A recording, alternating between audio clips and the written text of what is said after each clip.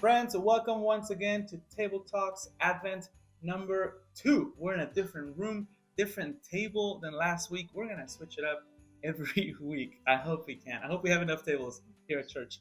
And I am here with my friend Richard Rideout, who is a preacher this Sunday, but I'm going to let him introduce himself. Welcome to Table Talks. Thanks, Jonhy.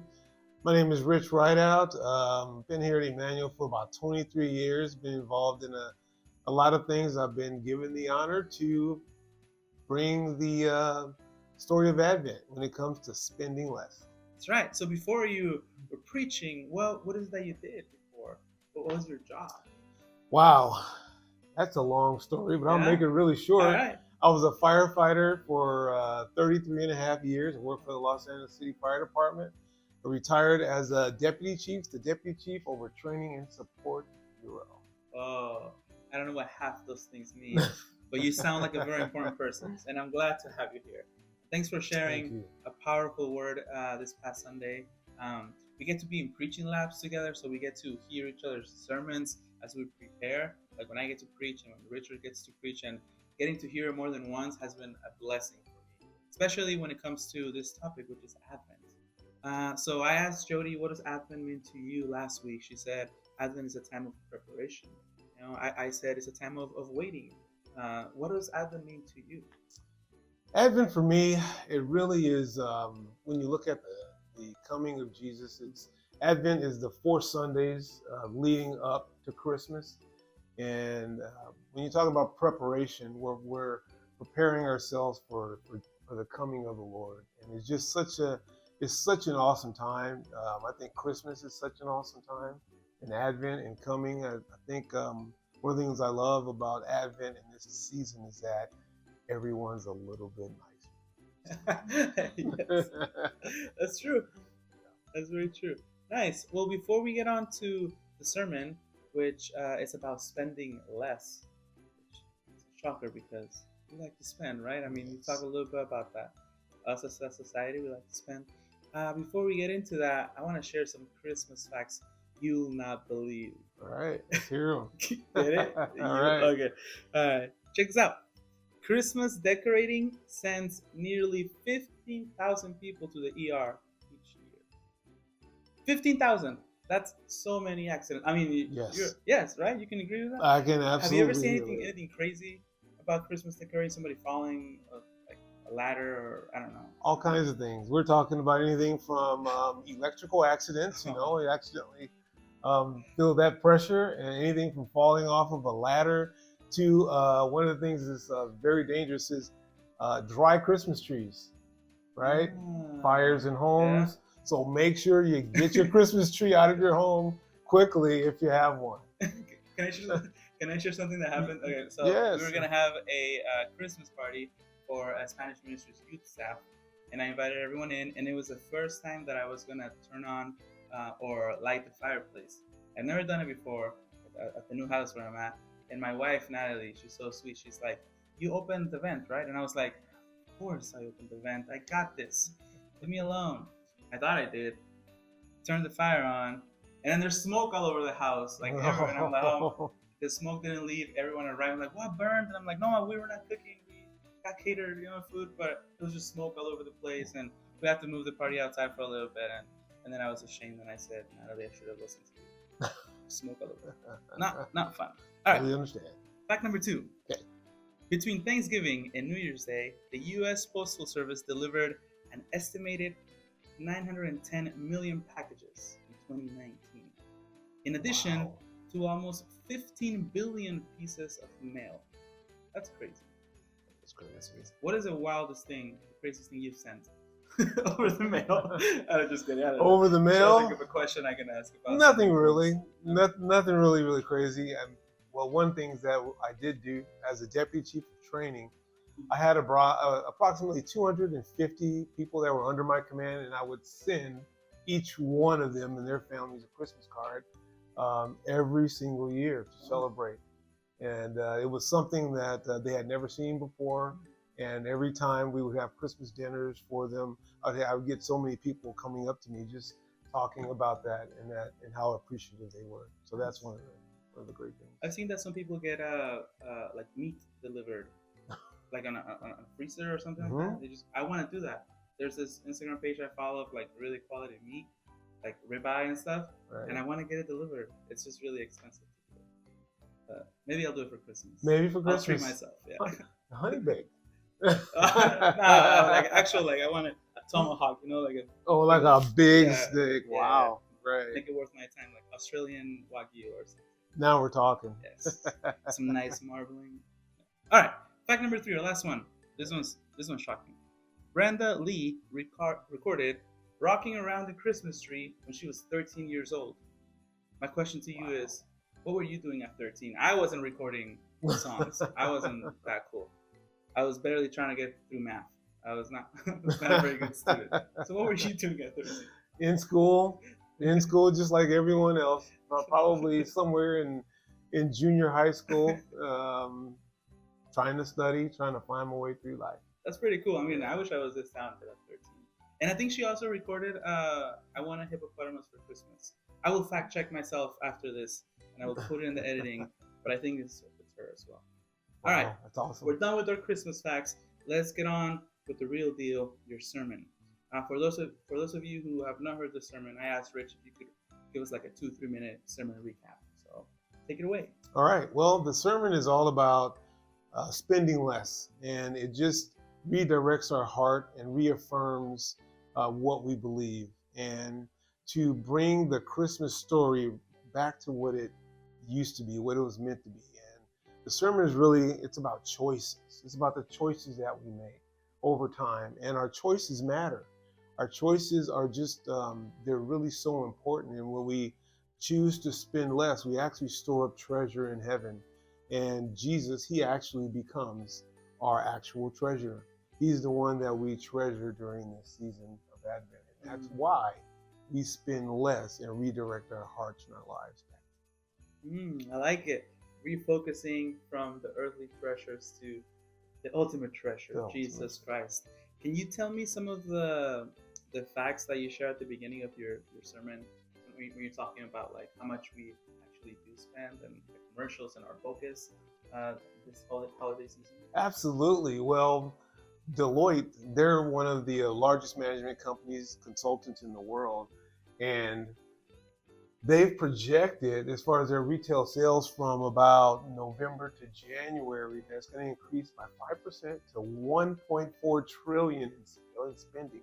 That's with the T, trillion. And then we have the online, the e-commerce. They're projected to increase about 14% to 265 billion this year.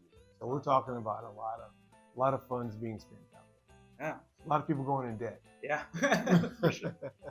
And then there was one story that you shared in your sermon that was really, really touching, or a story / example is about the burning house and people going in to retrieve their stuff or maybe choosing not to. So can you share a little bit more about that and just the value that we might place on real things and the value that we have, that we should place on Christ? Sure.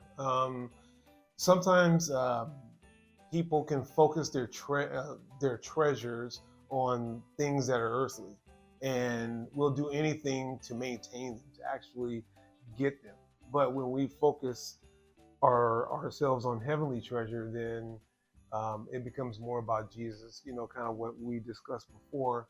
But there are people out there who will risk their lives for an earthly treasure, something that, can't see, cannot talk, can't understand, or anything, and it's kind of a sad story, when you think about it. But when you look at it, for all of us, the things that we put inside, they actually come out later, whatever circumstance that may be. I mean, it may not be running into a burning building. We may be squeezed some other way at work. You may be squeezed, it's the holiday season, the anxiety of the holidays, right? And what happens when we're squeezed, when the pressures of life press against us? How do we respond? And that has to do with the choices that we make. It's good stuff. I want to share one of my favorite lines from your sermon, from pastor and theologian Tim Keller. He says, "Every treasure but Jesus insists you died to purchase it. Jesus is the one treasure that died to purchase you. Yeah, it's so powerful and it's so true. And as we reshift our focus from the material things to the ultimate treasure, which is Christ, we have to remember that Jesus sees us like worthy enough, in some crazy way through his own work to save us and to choose us and to love us. That's crazy. And what's wild to me is there's nothing that I personally do to gain that, because if I did, I wouldn't receive it. That's so crazy. And Jesus still says, "Yeah, I'm gonna love you, and I choose to love you." And there has to be a response to that, right? Yes. And I think that's where the heart of your sermon is. The response that we should have to this love, the gospel that is shared and given to us, right? Absolutely. It's I really love that quote too. And Jesus is the treasure, and we choose him when we realize what he actually left behind in heaven. All the honor he had, all the security with the Father. He was God himself, and he left all these things behind. And when we read the scriptures, we find out that we're the reason that Jesus came. I mean, it's just awesome. That's really cool. So one of the things that we like to do as a church, or that we encourage people to do as a church, is that right after the sermon on Sundays, that when they go to lunch, when they go home, when they have dinner, whatever they're doing, that they talk about the sermon and that we put it into action. Because hearing a sermon is very different than just hearing a motivational talk, right? Motivational talk can get you fired up, and then there might not be any action to it. But a sermon is very different, and a sermon is different from a Bible study as well. Bible study, it's knowledge that you can apply, but a sermon, it's all those things, You do get fired up with the sermon, you get encouraged, you hear the gospel, and then you're sent out into the world. That's what makes a difference with this one. You get sent out to live as Christians as well. So the question that you give us on Sunday is, what does it mean for you to spend less during this Advent season? So first I'm going to ask Rich, what does it look like for you to practice this? And then we'll ask you, what will it look like for you to spend less and focus more on Christ this Advent season? Awesome. For me and our family, we still plan on spending some funds during Christmas, but it's really about having a considered faith, and that's what we're going to do. To have a considered faith, to really think about how excessiveness can affect on the world's resources, how it affects our environment, how it affects our neighbor. It's not a call to not spend, but it's really to be intentional about how we're actually spending and who we're actually affecting. And does it meet a need that a person actually have? I mean, a funny story. Sometimes I'll look in my closet and I'll have things from 2 or 3 years ago that still have the tags on them, right? So it's about purchasing and giving someone things that they actually need, not just going out and just shopping haplessly buying anything. The title of the sermon doesn't say don't spend, right, or spending is bad. It's just spend less and focus on being present and on treasuring Christ, right? For me and for my family, I think my wife and I are learning to kind of redirect our attention and our gift giving in some ways to our little ones, to our daughter, and our newborn son. So for me personally, I want to be present. I want to be able to get my work done on time, but also spend time and be there, be present, not forget them as much, But as we kind of refocus some of those resources, we kind of tell each other, like, we're gonna give each other things, but we want to be together as a family. And what brings us the most joy right now at this point in our life with family, is seeing our daughter be really happy, right? So awesome. Whether it be a small gift or an outing or going to the park or just spending time together, I think that will bring us closer as a family. And just try to teach her the ways of Christ and bring her to church, and all those things, That's awesome. And a big congratulations on your son being born. That's awesome. Baby Jonas. Baby Jonas, I love it. Looking like me again. That's right. 2 for 2. 2 for 2. Both all right. Like me. I wish it looked like my wife. My wife is way more cute than I am, for sure. All right. Is there anything else you'd like to share about your sermon? Any last words you want to share to our people out there? All you 3 people that watch this. Just kidding. It's a bunch of them. It's a bunch of you. I would say just remember that Advent, this Christmas, It's all about worshiping the Lord. Make sure He's number one in your lives. Awesome. Thank you, guys. We'll see you next time. See you later.